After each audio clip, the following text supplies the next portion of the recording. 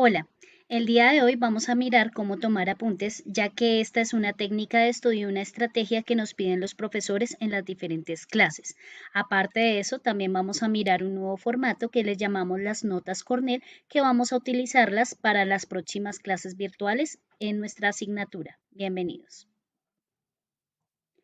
Pero antes de profundizar un poco más en cómo se deben tomar los apuntes y también explicarles este tipo de formato, es bueno saber qué es tomar apuntes.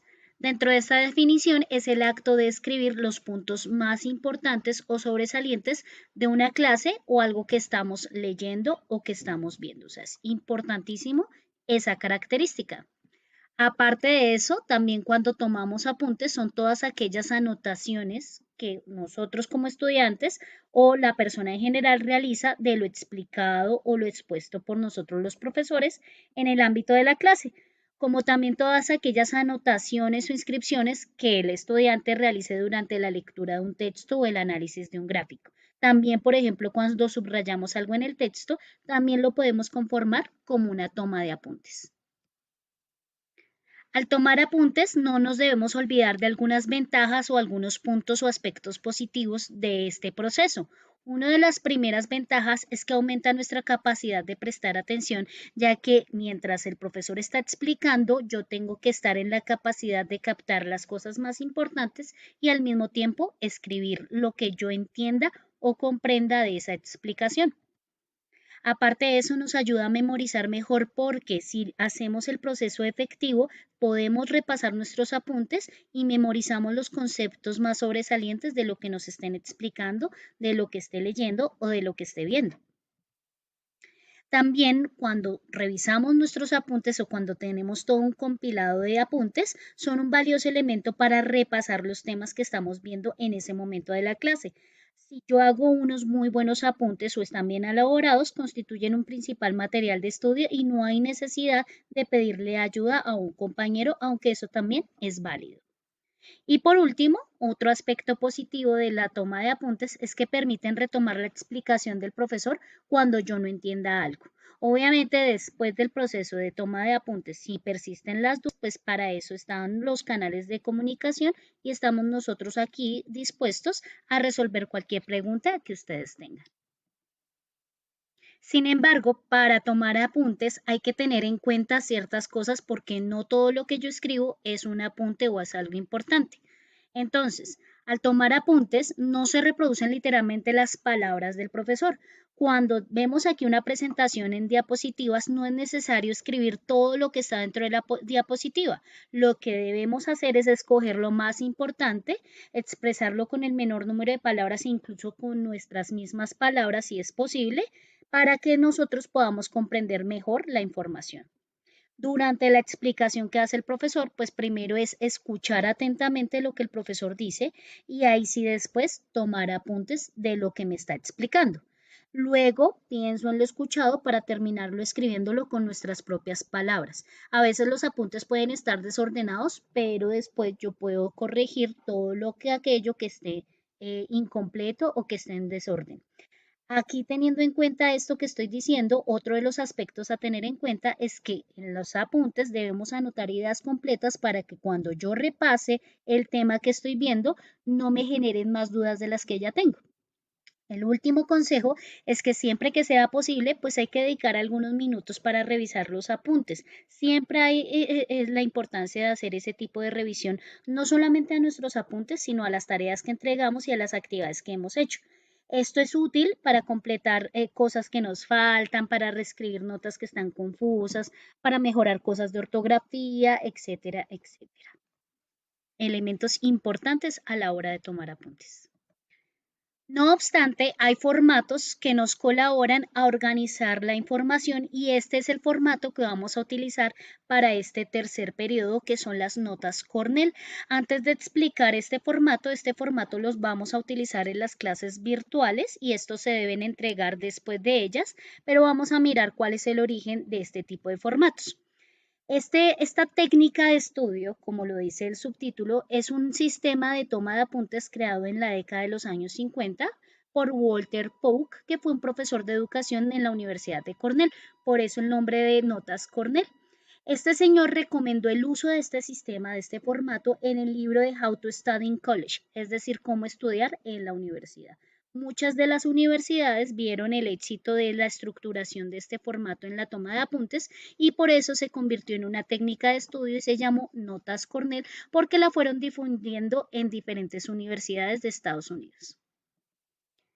Ya si revisamos un poco más la estructura de este formato, podemos ver que las notas Cornell es una hoja segmentada en tres secciones muy importantes. Las ideas claves que van en la parte izquierda de la hoja, las notas de la clase que es la sección más amplia y el resumen que pues que cada una de estas secciones las vamos a ver un poco más en profundidad en la siguiente diapositiva.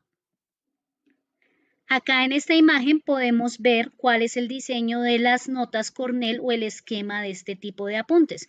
Entonces aquí tenemos un encabezado que está el título de la clase, la asignatura o el tema, la fecha, que es muy importante saber en cuando yo registro la información, la hoja número, la sesión número. La idea es de que vamos a encaminar un poquito más y ahorita les voy a mostrar el resultado de este formato y pues qué es lo que debe ir en cada una de estas secciones. La primera sección es la sección de las ideas clave o de las palabras clave. Aquí en esta parte, si ustedes ven, es un poco reducida y siempre está en la izquierda. Nosotros anotamos preguntas que tengamos del tema, las ideas principales o conceptos o palabras importantes del tema que estemos viendo o los puntos importantes o opiniones relevantes que tengamos frente a lo que nos están explicando. Acá es aconsejable utilizar frases cortas, no solamente por el tamaño de la sección, sino porque acá no es necesario escribir toda la información que estamos haciendo. Si tenemos alguna duda sobre el tema, aquí también es este cuadro importante para resaltar esa pregunta y escribirla para así poderla repasar posteriormente o yo después también hacer la lectura de la pregunta de lo que no entendieron y luego en la próxima clase retroalimentar lo que no hayamos entendido. Por eso para mí es valioso no solamente que ustedes anoten palabras claves, sino también preguntas que se generen alrededor del texto que estamos así leyendo, el tema que estamos viendo o algo que nos están explicando. La segunda sección es la más importante, que es la de las notas de la clase. En esta sección escribimos todo lo que nos están explicando o todo lo que estamos leyendo y todo lo que nos ayuda a entender mejor el tema o lo que creamos que es más importante. En esta sección es la que debemos llenar durante la clase. La de las palabras claves o las preguntas las podemos realizar después de la clase.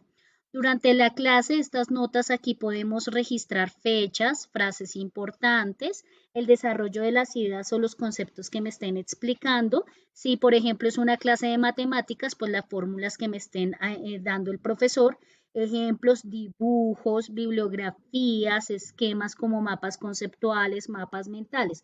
Esta es como la hoja del cuaderno donde yo voy a anotar todo lo más relevante e importante de la clase. Y por último, tenemos la sección de resumen. En esta sección, para mí es importante que ustedes me expliquen con sus propias palabras lo que entendieron. Acá es el resumen de todo lo que se ha dicho en la clase, cogiendo las ideas importantes y destacando lo más relevante del tema.